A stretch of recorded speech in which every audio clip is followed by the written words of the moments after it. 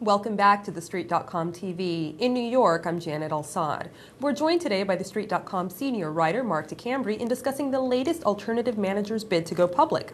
Och-Ziff has filed documents with the SEC for an IPO that would aim to raise approximately $2 billion. Och-Ziff, which invests in a wide array of assets via more than 700 investment funds, manages approximately $26.8 billion as of April 30th.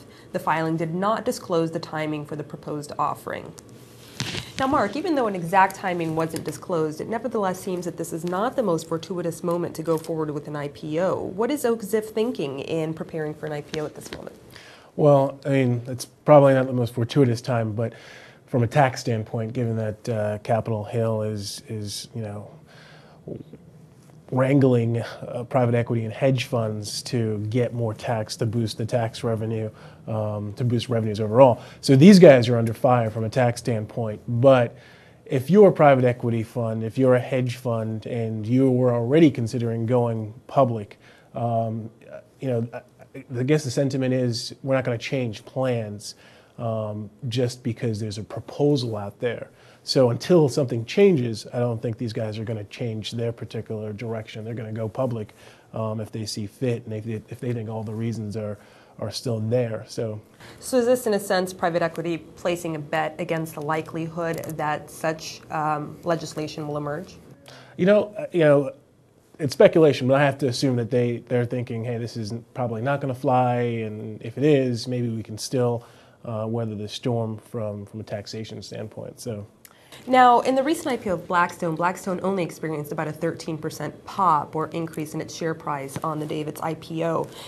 Is that weighing heavily at all on other alternative asset managers in their consideration to go forward with IPOs? Well, you have to judge the sentiment for your shares out of the within the marketplace, and the 13% increase was seen that day for Blackstone as a good pop in the marketplace. But I think it's really the subsequent drop below its offering price, which has people thinking, hey, is this the right time? It could be tied to Blackstone and just general trading of the securities after all the hype.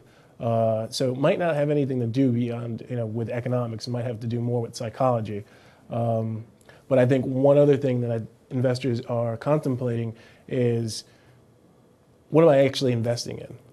You get shares in a company or partnership units, as they're referred to, but what are you actually getting beyond that? So from a direct investment standpoint, if you're a direct investor in Blackstone, you're looking forward to 20-30% returns, but you might not get that from an investor in their in their so-called units. So now, in the case of Och-Ziff, investors have another reason for solace.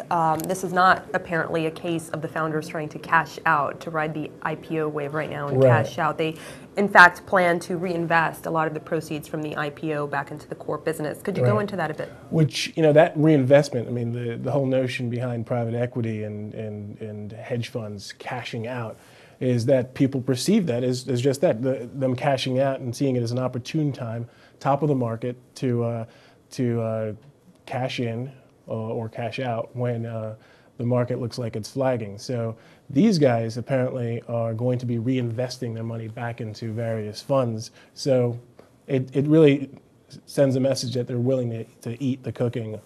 So if they're going to put this out there, they're actually going to put it back into the fund and put it back into the company. So Mark, the bottom line, your personal opinion, does this represent more evidence that we're at the top of the cycle right now, or how should we view this in the context of alternative asset managers? It's hard to say where we are from a top-bottom standpoint. The market still continues to chug along.